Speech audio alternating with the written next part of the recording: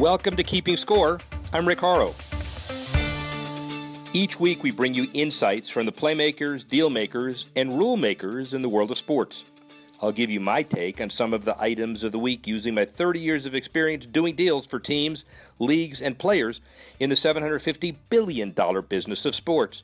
Plus, we'll talk with a central figure in the sports world. The views expressed in this podcast are my own and do not represent the views of Reuters. Let's get started.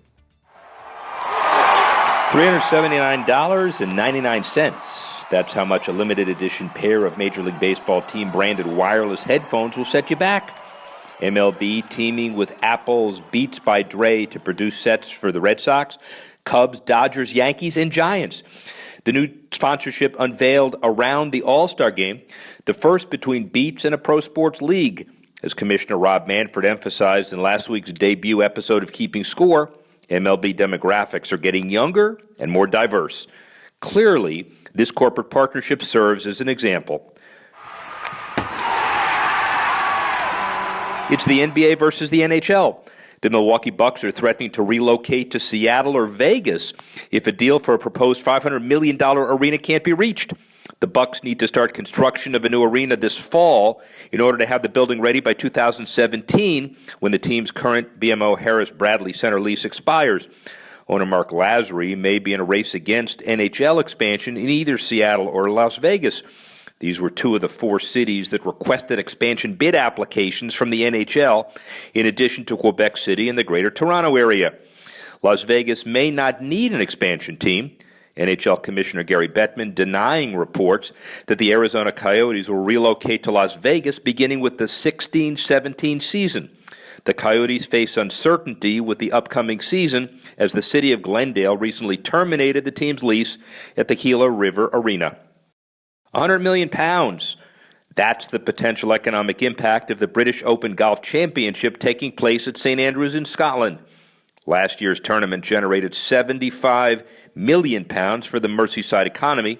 The event's a hot ticket, with American Jordan Spieth going for his third straight major championship, while golfer Tom Watson prepares for his 38th and likely last British Open.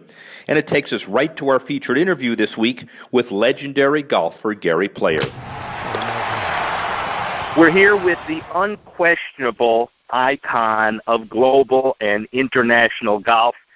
1 million sit-ups a day, 15 million miles traveling. The million is a little made up. The 15 million is not. And celebrating the career Grand Slam. It was won in 1965. St. Andrews is big this week, but it's even bigger because Gary Player is front and center on it. How are you doing, my friend? Rick, we are in our element here at St. Andrews, the home of golf. I mean, for people that have never seen this place, it's so extraordinary. The atmosphere of this wonderful little town, this world-class international university, a golf course that has stood the test of time, and all the great champions of the world have participated on it. The R&A, and here playing the oldest of all the major championships. What an experience and what an atmosphere. And we're all waiting for the bell to bong. Well, when the bell bongs, it bongs for you, too, to pick up a metaphor. You were the only third golfer in history to win the career Grand Slam when you're 29 years old, and obviously Jack Nicklaus, Tiger Woods followed, but the company of Gene Sarazen and Ben Hogan, it is significant. You've won 165 tournaments on 6 continents. But the celebration of the winning of the Grand Slam for you has to be very important to you personally, doesn't it? It really is, Rick. And I think, in the Bible it talks a lot about two things, wisdom and gratitude. And I never forget to say a prayer of thanks that I was able to accomplish all this. I look back now and I just realized that how fortunate I was. You can have talent, you can be determined, you can have all the assets that are required, but it's still a gift from the man above. There have only been about 12 players that I consider in the history of the game of golf superstars, and I think you've got to win 6 majors to be considered a superstar. And I look back on my career and I can only say thank you. But I've made so many wonderfully terrific friends around the world, traveled more than any human being ever, dined with so many of the great country America's presidents, the emirs in the Middle East, the royal families, the prime ministers, but also in the villages of Africa and India with the real poor people who I learned so much from as well. It's been a wonderful journey. It was very difficult as a young man starting out, with my mother dying when I was 8, father a very poor man, my brother went to war to fight with the Americans and the British at 17 years of age, sisters at boarding school. I come home to a dark house, but it really helped me become a world champion because I knew what it was to struggle. And any time you become a champion, it is a struggle. It's dedication, it's applications, it's eating properly, it's exercising, it's improving the mind. So I've been very blessed. You've been blessed, but you've blessed people around you as well. And let's start with the foundation, then we'll get into the business. You know, the Give Player Foundation, many people know, most people don't, that you've raised significant dollars around the world, Shanghai, Johannesburg, the Ethel schools the Blair Ethel schools you've established, and every year you have the series of charity events, which I know from personal experience is incredibly well attended, and they really not out of obligation for people, basically because they want to support your ability to help. Tell me about the business of maximizing charitable revenue. Well, first of all, this could never be done without really great sponsors. Coca-Cola have been very helpful, Rolex, Berenberg Bank in Germany. I could go on and on and on with all the sponsors who've been magnificent, but also the businessmen and the celebrities and the pro golfers, both senior and regular tour. It's just been unbelievable to raise. We've raised almost $60 million now for charities around the world. When we raise money in America, the money goes to charities there. In South Africa, goes to education, mainly for our young black children in South Africa who were denied education. In China, it was for AIDS. We raised 60 million RMB for the aged children in China, and now in Europe for homeless people. What a wonderful feeling when you've struggled and been poor to be able to change people's lives. And I always said when I was a young boy growing up, I don't know, it's that little gift that I was telling you about. I never said one day if I'm a world champion, I said one day I'm going to be a world champion. It's something, and I'm going to help people who are struggling. What do you think, though, the guys who are up and coming, the Jordan Spieths, who hasn't won 6, but he will, Rory, who has a little trouble playing soccer, even if he doesn't have any trouble playing golf, is there a obligation to do the kinds of things that you are doing for charity if you become that kind of superstar, not just in golf, but in all sports? Absolutely, Rick, and that's a marvelous question you've posed.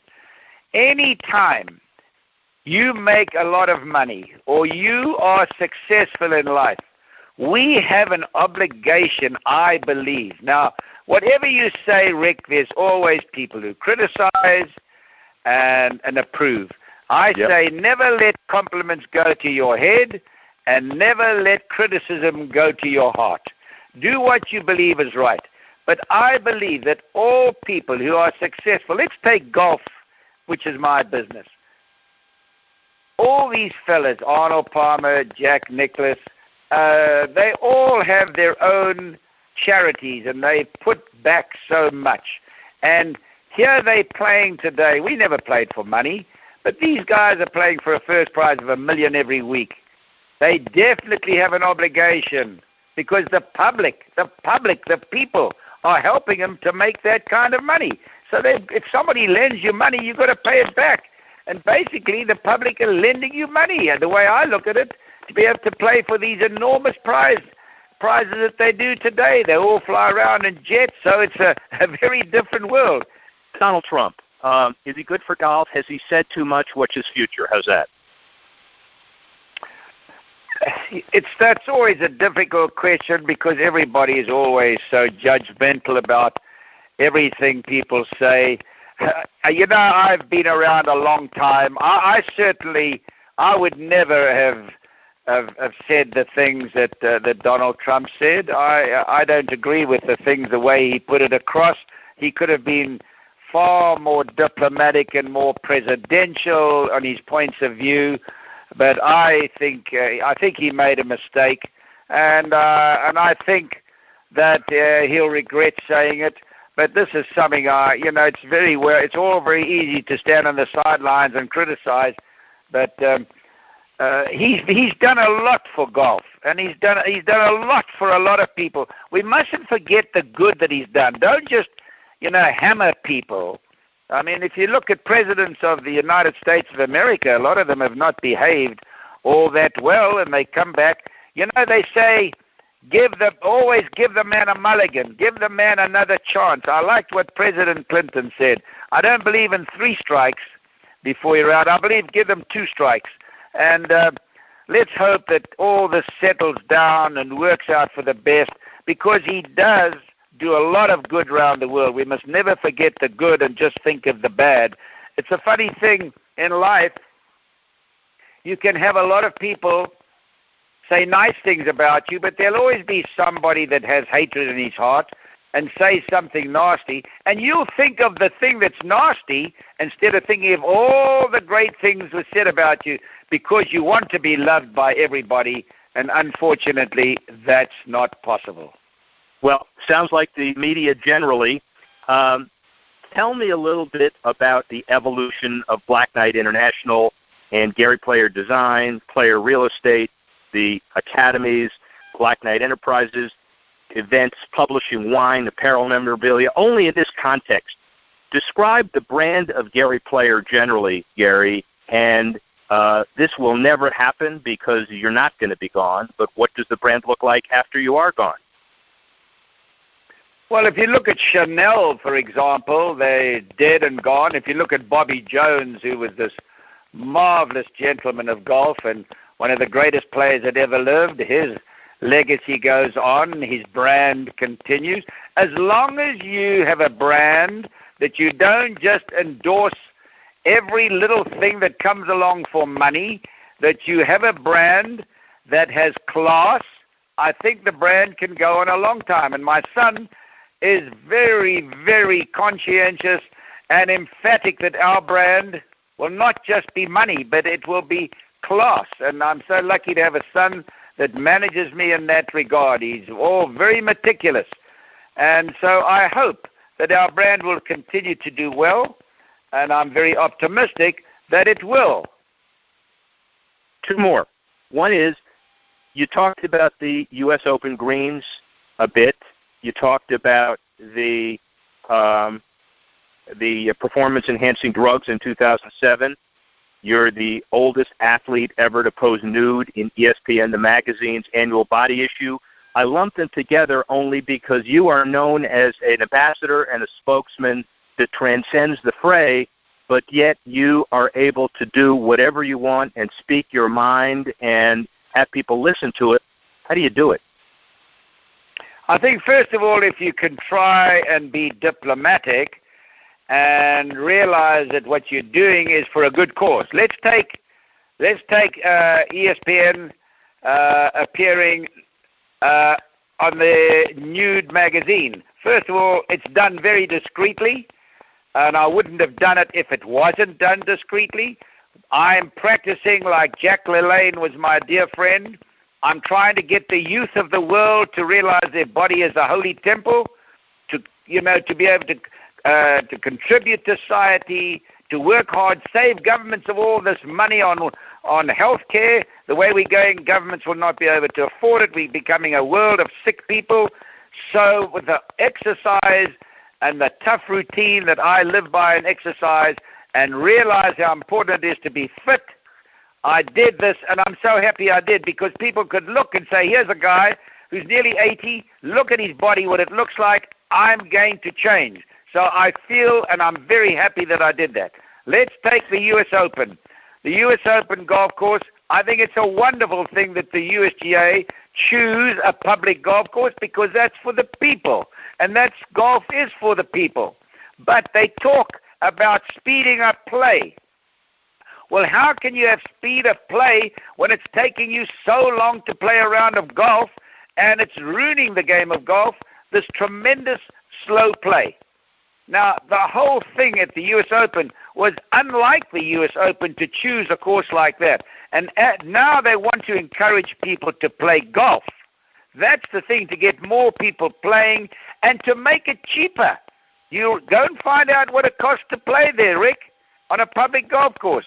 They've got to make it cheaper. They've got to make golf so it can go faster, so people can play in the morning after being away all week, whether it's man or woman, in business, and can spend the weekend with their families and still have the enjoyment of golf.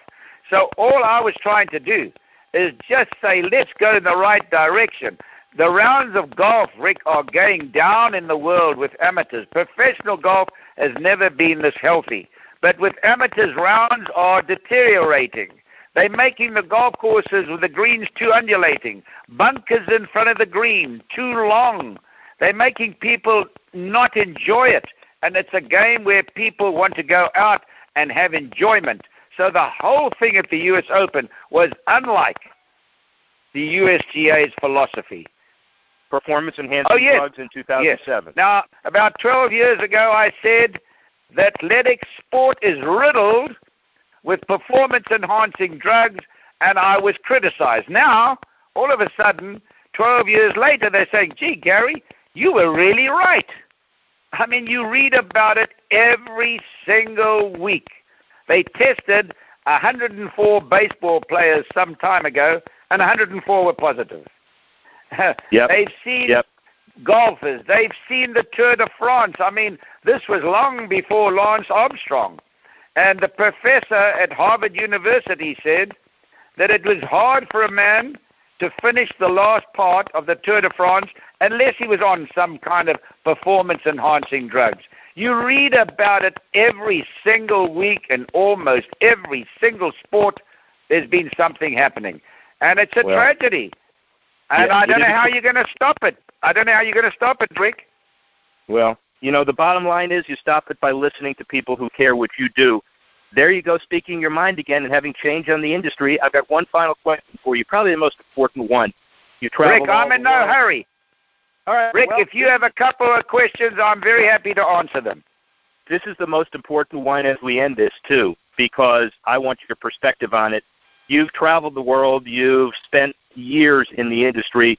What's the most important thing to you? Winning your 9 majors, winning the career Grand Slam, designing 325-plus golf courses, traveling 25 million miles, doing 1,000 sit-ups a day, or having 21 grandkids? How's that? You can't answer that one. What's the answer to that one? They're all important, but when you've got 22 grandchildren and 6 children, you're a rich man. And we just spent a holiday in Greece all together, all 40 of us.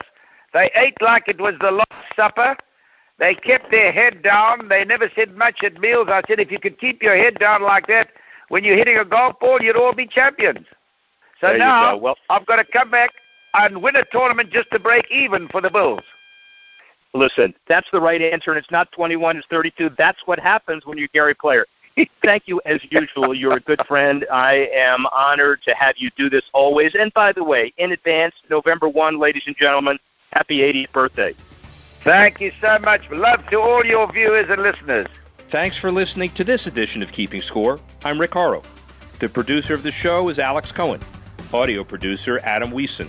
Technical assistance provided by Jamie Weber, Tanner Simpkins, and Carlos Waddick. The executive editor of Reuters Digital, Dan Colarusso.